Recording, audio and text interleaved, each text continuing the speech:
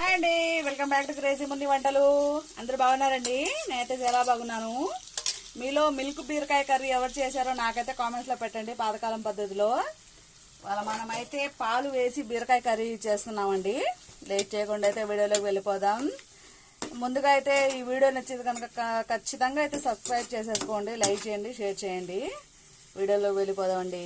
Late చేయకుండా అయితే వీడియోలోకి అయితే వెళ్ళిపోదామండి. గ్యాస్ అయితే ఆన్ చేసేసుకున్నాను. ఇవాళ మన కర్రీ అయితే చెప్పాను కదండి, తమిళ్లో చూసే ఉంటారు మీరు. పాలతో బీరకాయ కర్రీ చేసుకుందామండి. మిల్క్ బీరకాయ కర్రీ అంటే పాతకాలంలో ఇలా చేసేవారు కదండి, అలా చేస్తున్నాను. మా మమ్మీ కూడా చేస్తూ ఉండేది. ఆయిల్ వేసేసుకుందాం. ఆయిల్ హీట్ అవ్వాలండి. తర్వాత అయితే తాలింపు గింజలు అయితే వేసేసుకుందాం. వేసేసుకొని మా ఇంట్లో జీలకర్ర ఉండిద్ది కదండి, జీలకర్ర కూడా యాడ్ చేసేసుకోండి. కొంచెం జీలకర్ర యాడ్ చేసేసుకొని మంచిగా కలుపుకోండి. మంచిగా అయితే కలిపేసుకోండి. తర్వాత అయితే ఆనియన్స్ కూడా వేసేసుకుందాం. ఆనియన్స్ వేసేసుకుందామండి. నేను చిన్న చిన్న ఆనియన్స్ 2 కట్ చేసేసి వేసేసుకున్నానండి. చూడండి, అది కూడా కొంచెం ఫ్రై చేసేసుకోవాలి. ఫ్రై చేసుకొని కరివేపాకు వేసేసుకుందాం. చూడండి, కరివేపాకు వేసుకున్నాను. కరివేపాకు కూడా వేసేసుకుందాం.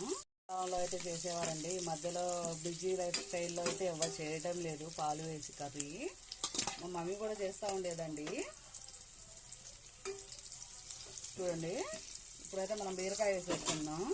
కొంచెం ఫ్రై అయితే చాలండి. ఆనియన్స్ బీరకాయలు వేసేసుకుందాం. కలిపేసుకోవాలండి బాగా. వేసేసుకొని నేనైతే కలిపేసుకుందాం. చూడండి, అది కొంచెం మగ్గిన తర్వాత బీరకాయ మనం పసుపు యాడ్ చేసేసుకుందాం. కొంచెం పసుపు యాడ్ చేసుకోండి. అలాగే కొంచెం కూడా సాల్ట్ అయితే యాడ్ చేసేసుకోండి. కొంచెం నుంచి వాటర్ వస్తుంది చూడండి. మనం సాల్ట్ కూడా యాడ్ చేసుకున్నాం కదండి, వాటర్ వచ్చేస్తుంది. ఇలానే కలుపుకొని కారం అయితే యాడ్ చేసేసుకుందామండి.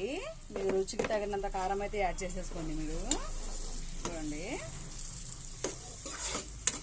కారం యాడ్ చేసుకొని బాగా కలిపేసుకోవాలి. బీరకాయలో మగ్గిపోయిందండి ఆల్రెడీ. అందులో వాటర్ ఉంటాయి కదండి, ఆ వాటర్కే మగ్గిపోతాయండి. చూడండి, మన కలర్ఫుల్గా బాగుంది కర్రీ అయితే. ఇప్పుడు మనం మిల్క్ బీరకాయ కర్రీ అన్నాం కదండి, పాలు బీరకాయ కర్రీ కదండి. ఇవి కొంచెం మనం కారం అయితే కొంచెం పచ్చివాసన పోయేంత వరకు ఫ్రై చేసేసి తర్వాత మిల్క్ అయితే యాడ్ చేసేసుకున్నామండి. పచ్చివాసన పోవాలండి కారం. అక్క మిల్క్ వేస్తే కారం ఉంది అక్క విరిగిపోతాయేమో అనుకోవద్దండి, ఏం విరగవండి. లైట్గా కొంచెం విరిగినా కూడా టేస్ట్ బాగుంటుంది. మనమైతే మిల్క్ అయితే యాడ్ చేసేసుకున్నాం. కొంచెమేనండి, ఎక్కువ వద్దు.